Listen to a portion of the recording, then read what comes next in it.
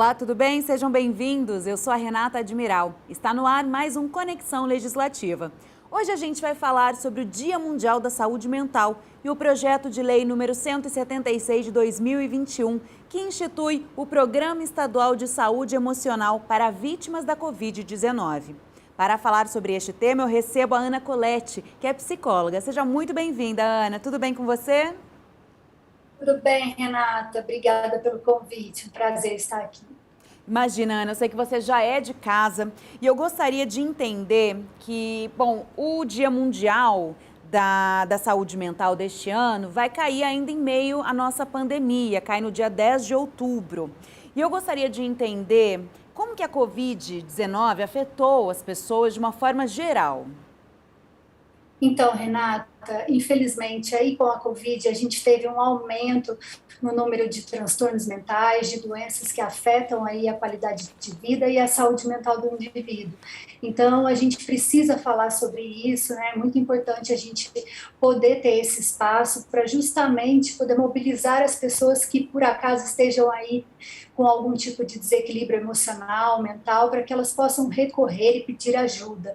Porque quanto mais cedo for diagnosticado, quanto mais cedo elas receberem apoio, é mais provável que elas se recuperem e retornem aí a uma qualidade de vida essencial para a população que já vem sofrendo aí com várias questões no Brasil, tanto da saúde quanto uma crise financeira. Então, quanto mais preparadas e receberem mais ajuda dos profissionais de saúde, melhor elas vão aí terminar o ano. E foi aprovado aqui na LESP, está aguardando a sanção do governo paulista, o projeto de lei, como eu já iniciei falando, número 176 de 2021, intitulado o Programa Estadual de Saúde Emocional para Vítimas da Covid-19. Uma das determinações é o apoio psicológico a pacientes com sequelas de Covid-19. Outra determinação é o amparo a familiares de luto pela perda de parentes, vítimas da Covid-19. Qual que é a importância desse atendimento, Ana? Primeiro, das pessoas que estão com sequela e depois dos familiares que estão vivendo aí um momento de luto, né?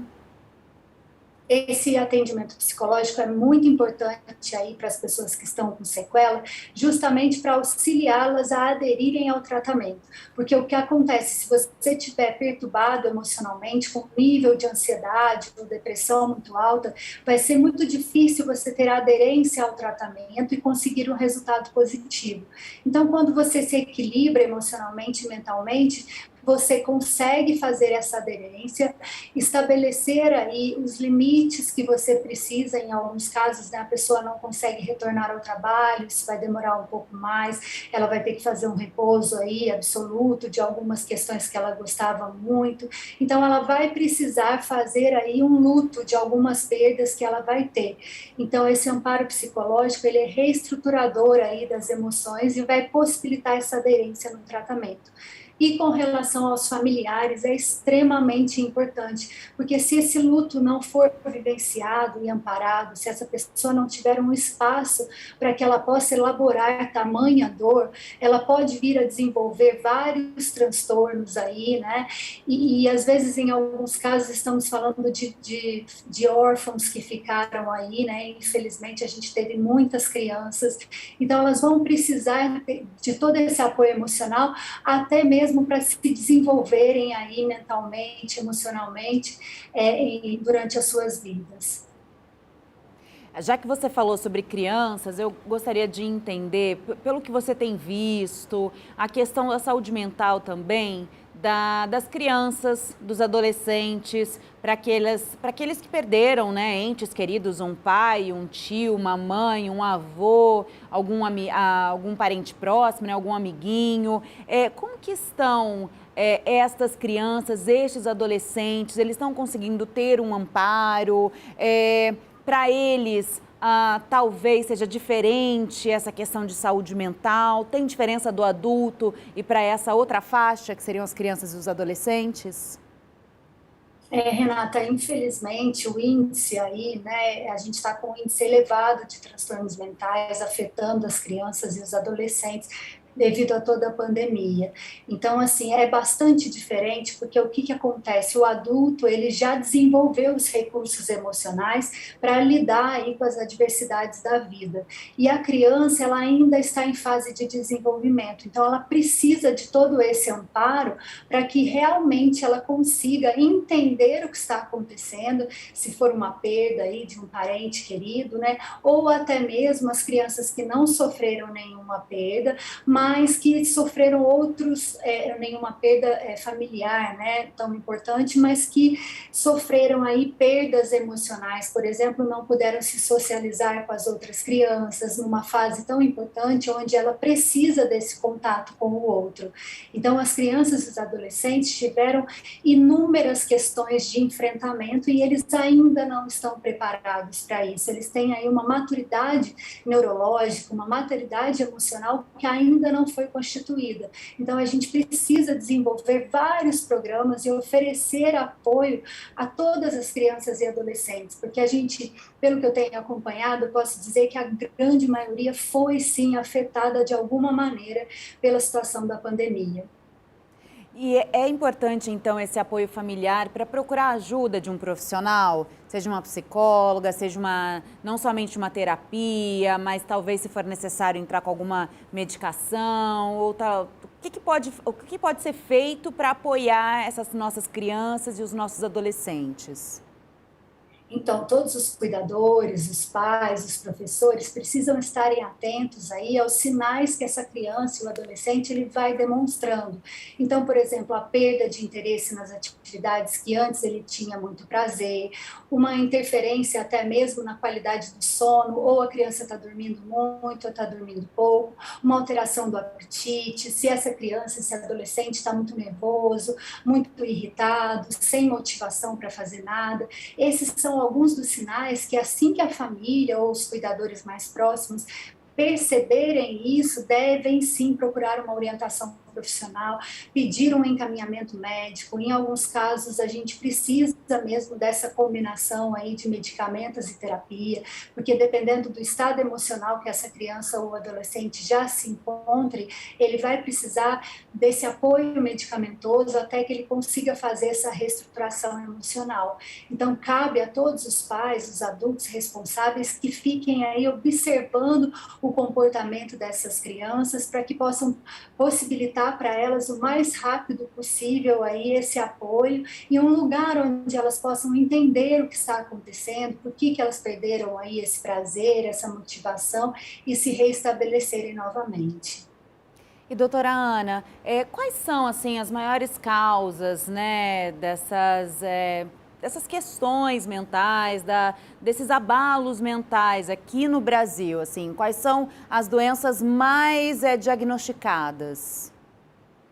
Olha, atualmente a gente fala que aqui no Brasil, né, infelizmente, a gente tem quadros de ansiedade, de depressão muito elevados, né? Então, é realmente a doença aí desse nosso momento que a gente está enfrentando. Então, a gente precisa estabelecer medidas protetivas, medidas que instaurem uma qualidade de vida maior nas famílias, para que elas possam aprender a manejar os sentimentos negativos, tanto os sentimentos aí de uma ansiedade exacerbada, que é tentando controlar e prevenir tudo, né? Principalmente agora, em que todos estão sentindo muito medo, então podem começar a desenvolver comportamentos evitativos, né? Guiados aí por essa ansiedade, e também comportamentos muito solitários, muito tristes, já que grande parte aí dos últimos anos as pessoas passaram muito isoladas, sem poder fazer as coisas que elas tinham prazer. Então, é um momento muito difícil e que precisa criar aí medidas, né, para que essas pessoas possam novamente estar aí em uma saúde mais plena, né, em todos os aspectos. E claro que todas essas questões de saúde mental ficaram amplificadas, né, com a pandemia. Você tem algum número para trazer para a gente, algum percentual do quanto isso aumentou, ou ainda é muito cedo para a gente entender os impactos reais do que a pandemia trouxe para a saúde da população? Olha, Renata, ainda é muito cedo para dizer, porque a gente ainda está vivenciando a situação da pandemia. E o que pode estar ocorrendo é que muitas pessoas, como ainda estão aí com medo de se contaminarem, elas ainda estão lidando com a emoção delas de uma maneira a não comentar, a não pedir ajuda. Então, o que a gente tem percebido é que a partir do momento em que a gente libera, né, socialmente dizendo assim, essa informação de que muitas pessoas estão passando por transtorno, a gente percebe que a gente vai dando poder para que essas pessoas possam falar abertamente sobre as questões que elas estão sentindo, sem nenhum medo de serem estigmatizados, porque ainda, infelizmente, quando se trata de saúde mental, ainda se tem um estigma muito forte de que aquela pessoa que dizer que não está se sentindo tão bem mentalmente, ela vai sofrer algum tipo de preconceito ou vai ser substituída no trabalho. Então, o que acontece é que a gente ainda não consegue mensurar o quanto realmente as pessoas estão sofrendo, mas é um número elevado. E agora com este movimento, doutora, de retomada das atividades, você até mencionou, muitas pessoas ainda podem evitar algumas situações, ir mais para esse lado do isolamento social.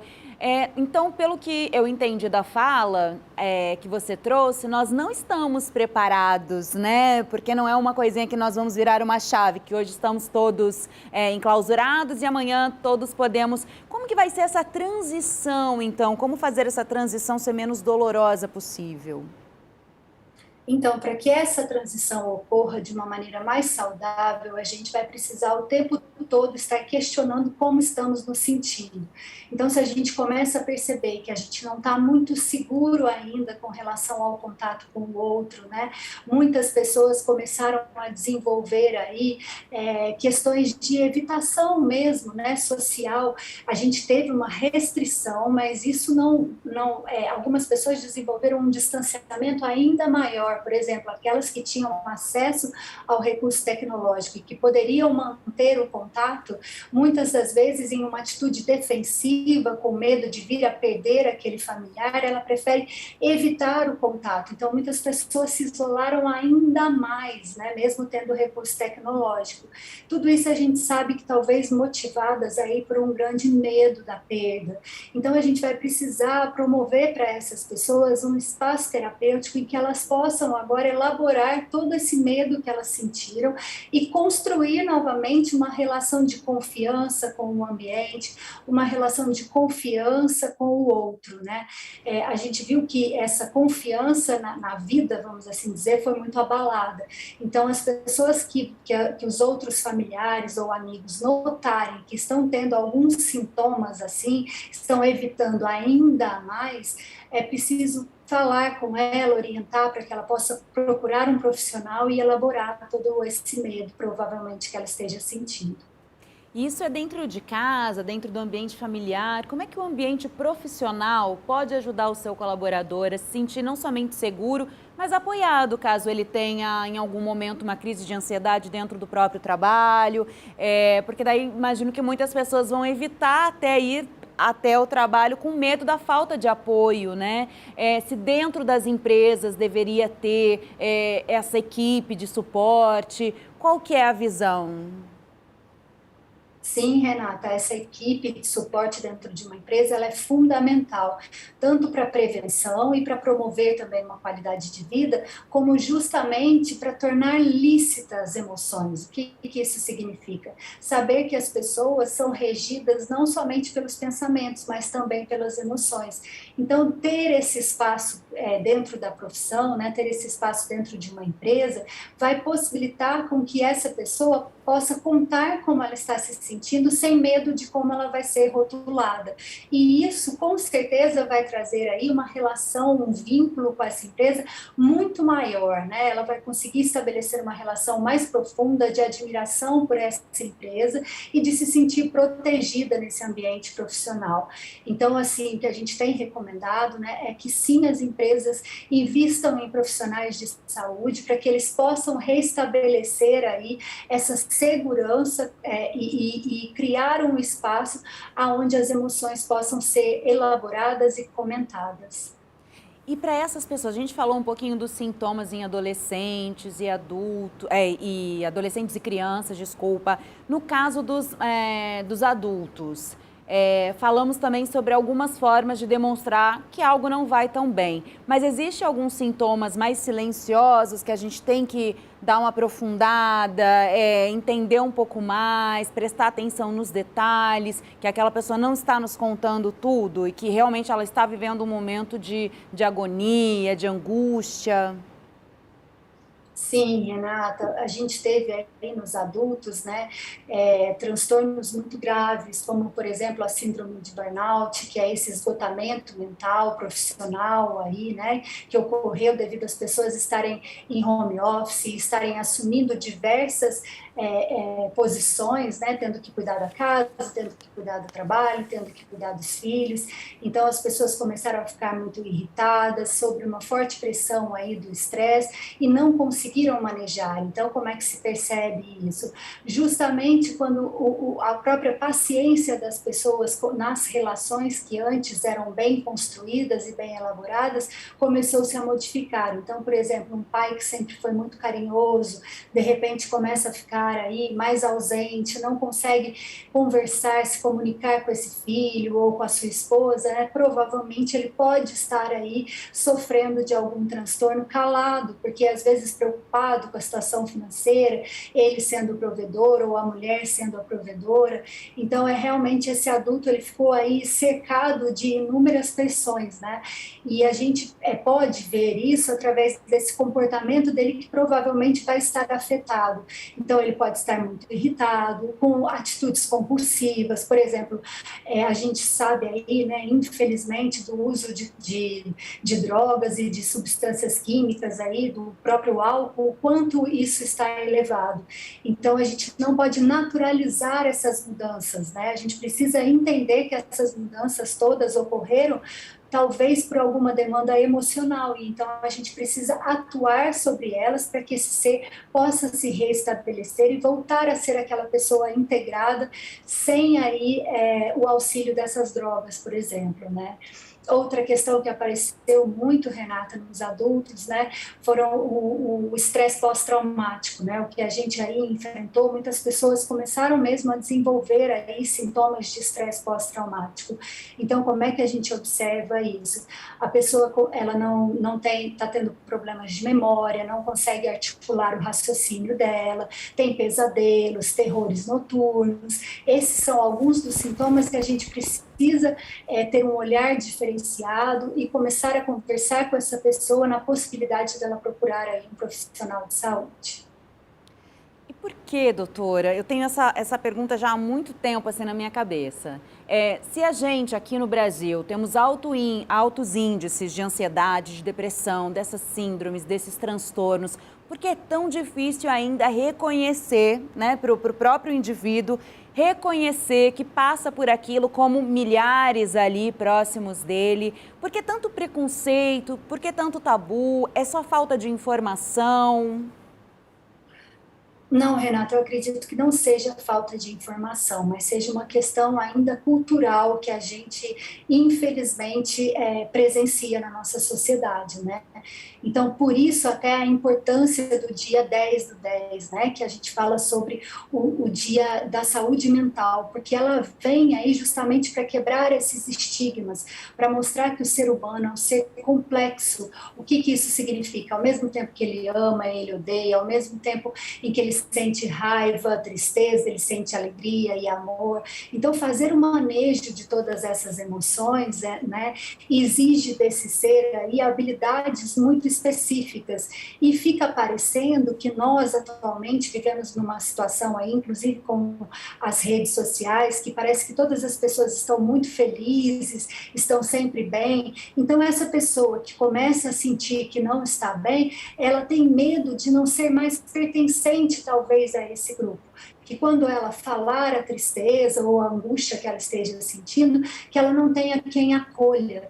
Então, é muito importante esse movimento que a gente está fazendo aqui agora, de falar que realmente isso atinge a todos nós, independente de classe econômica, de raça, de credo, né? Todos estamos sujeitos à nossa variação emocional e a gente precisa receber um amparo nesses momentos e se trabalhar cada vez mais com práticas de autoconhecimento, justamente porque a gente vive em um mundo com muitas demandas, né? Então é preciso que a gente ainda quebre esse estigma de saúde mental ser associada aí com transtornos, com loucura, para que a gente consiga falar abertamente sobre as nossas questões emocionais. E já criar os nossos filhos, né, as nossas crianças e adolescentes, normalizando essas questões que todos têm, que ninguém é feliz o tempo todo, né, doutora?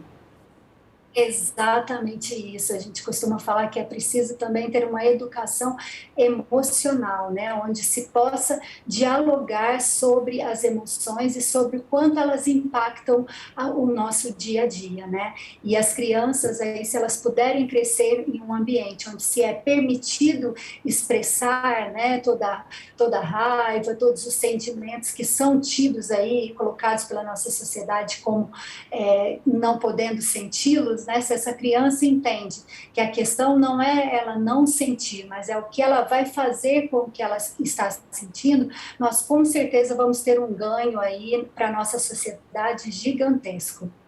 E doutora Ana, nós mencionamos aqui a volta das atividades normais. Então vamos falar da volta às escolas, às faculdades, aos colégios. Que sinais de alerta, nesse caso, os pais têm que ficar em alerta, né? Eles têm que perceber esses sinais das crianças, que elas não estão se sentindo à vontade. É o momento de você, se o filho falar assim, mãe, pai, não quero ir, não estou me sentindo confortável, é o momento de apoiar essa decisão, é o momento de impor essa retomada aos seus filhos. Como que os pais podem lidar com essa situação desse retorno às aulas presenciais? Então, a melhor forma sempre, Renata, antes mesmo desses pais já formularem uma decisão, eles possibilitarem para essa criança, para esse adolescente, ou até mesmo para um jovem que não quer retornar ali para a faculdade, a fala, né? Eles expressarem o que eles estão sentindo, por que isso está acontecendo, se eles estão com alguns medos, quais são as fobias, né? O que eles estão de expectativas de toda essa fantasia que talvez possa ter sido criada aí durante esse período de isolamento. Então, a primeira questão é dar ouvido a essas pessoas, para que elas possam falar. E aí esses pais vão fazer, auxiliando, né, a justamente mostrar que em cada ser existe recursos para lidar com a ansiedade. Se os pais perceberem que essa ansiedade já está muito extrema, por exemplo, né, esse filho já está chorando, realmente está muito tomado por essa emoção, então eu já indico que ele procure um profissional para que esse profissional possa fazer o acompanhamento junto com essa criança ou esse adolescente, e aí sim essa criança vai conseguir se inserir com uma maior qualidade. Porque às vezes, se você também forçar esse adolescente a ir, a gente não sabe o quanto isso pode impactar e ele acabar se fechando mais ainda no momento em que ele precisa expressar toda essa emoção. Doutora, a gente tem falado muito, não só sobre saúde mental, mas sobre saúde integral, que engloba a parte financeira, que engloba a parte emocional, a parte física, a parte mental, obviamente. E esse projeto, o PL 176, ele também prevê disponibilizar suporte a pessoas e familiares que sofrem com as consequências econômicas dessa pandemia, dessa crise que nós vivemos aí quase durante 2 anos, né? Então, eu gostaria que você explicasse um pouquinho para a gente como que o financeiro está, assim, totalmente interligado com essa questão de saúde mental. Você até já falou aqui no início, essa questão do provedor, a questão, né, daquele pai, daquela mãe que está precisando, às vezes está sobrecarregado porque precisa pôr ali o alimento, tudo na mesa. O quanto essa questão financeira pode incapacitar a nossa mente? Nossa, essa questão, Renata, é primordial, né, para ela ser discutida, porque como é que a gente vai exigir um equilíbrio emocional se a pessoa não consegue o sustento dela e da família, né? Então, tem questões aí que primeiro precisam serem saciadas, vamos dizer assim, para que essa pessoa realmente consiga lidar aí com e desenvolver um equilíbrio, né? Então, por exemplo, se ela está vendo que esse filho está sendo afetado porque ela não está conseguindo prover esse alimento, ela vai sentir aí que todo o ambiente que a circunda é inseguro. Então, ela vai começar a desenvolver ainda mais ansiedade. Então, isso vai virar um ciclo. Ela não vai conseguir ser a segurança que os filhos ou os dependentes dela precisam. Ela começa também a se cobrar porque ela não está sendo esse ponto referencial para esses dependentes. Ela se cobrando, ela entra num processo de estresse muito maior e aí ela não consegue nem ter soluções possíveis para essa crise que ela enfrenta, né?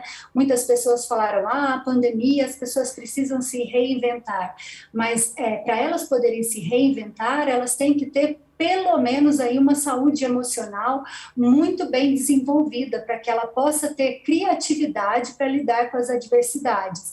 Então, esse programa, eu acredito que ele será, assim, de extrema importância, porque aí ele vai propiciar que esse pai, ou que essa mãe, ou que esse adulto que tenha responsáveis aí, né, que seja responsável e tenha dependentes, que ele possa se estruturar para aí ele ser estruturante para o outro, porque não tem possibilidades da gente ser algo para o outro que não estamos conseguindo fazer conosco mesmo. Então, é fundamental a gente propiciar formas da pessoa ter realmente essa autonomia financeira, para que aí a gente possa falar em autonomia emocional, em equilíbrio, em tranquilidade e serenidade. E são importantíssimas políticas públicas dentro dessa área, não só como o PL 176, mas para que toda a população tenha o acesso facilitado, não é, doutora? De forma gratuita, com acessibilidade, em toda a área da saúde, não somente a saúde mental, mas como nós estamos, todos estão, né, assim, com aquele já estopim, né, com a pólvora ali já queimando, qual que é essa importância dessas políticas públicas de serem acessíveis a toda a população? Porque as outras pessoas que conseguem pagar realmente regularmente uma terapia, conseguem sempre fazer um check-up no médico, tá um pouco mais tranquilo para essas pessoas, né? Assim, o acesso está mais facilitado. E a questão de acessibilidade para a população vulnerável? Sim, é extremamente importante, né? Porque a gente sabe que a população vulnerável já tem que lidar com questões que estão a sobrecarregando e as tornando vulneráveis, né? Então, a partir do momento em que você tem políticas públicas tentando minimizar aí esse impacto e ajudar essa pessoa a realmente promover uma transformação na vida dela, ela vai conseguir aí se estruturar e promover essa estruturação em rede para outras pessoas. Então, essas políticas públicas são elas que vão ser estruturantes da saúde, vamos dizer assim, né? Porque justamente como você trouxe na pergunta anterior, hoje a gente não trata a saúde apenas como a ausência de doença, mas a gente trata a saúde como a possibilidade de prevenção e de autocuidado. Então, a gente precisa ter essas políticas públicas que disponibilizem isso igualitariamente para todas as pessoas, para que elas possam realmente promover esse autocuidado e se desenvolverem, né? É fundamental isso. A gente precisa de práticas que realmente promovam a transformação, né? Porque a gente já viu aí algumas práticas que elas sanaram ali por um momento aquela dor, mas elas não possibilitaram a transformação daquele indivíduo e não geraram essa autonomia. Então, nesse momento, a gente precisa investir nessa autonomia para que essa pessoa entenda que a saúde é responsabilidade também dela e que promova o autocuidado. Doutora, o nosso bate-papo foi excelente. Infelizmente, nosso tempo acabou, mas eu quero agradecer a sua presença, doutora Kiana Colletti, que é psicóloga, agradecer a sua disponibilidade de tempo, para você trazer também não só a informação da saúde mental, mas também da parte de prevenção, que é muito importante. Então, fica aqui o nosso agradecimento da Rede Alesp. Renata, foi um prazer estar aqui com vocês. Muito obrigada. Um abraço a todos. Outro, doutora. E claro que eu agradeço vocês que acompanharam o programa de hoje. Agora, se você quiser rever este ou outros programas da nossa rede Alesp, é só ficar ligado na nossa programação ou então acessar o nosso canal do YouTube. Tem tudo lá. Até mais!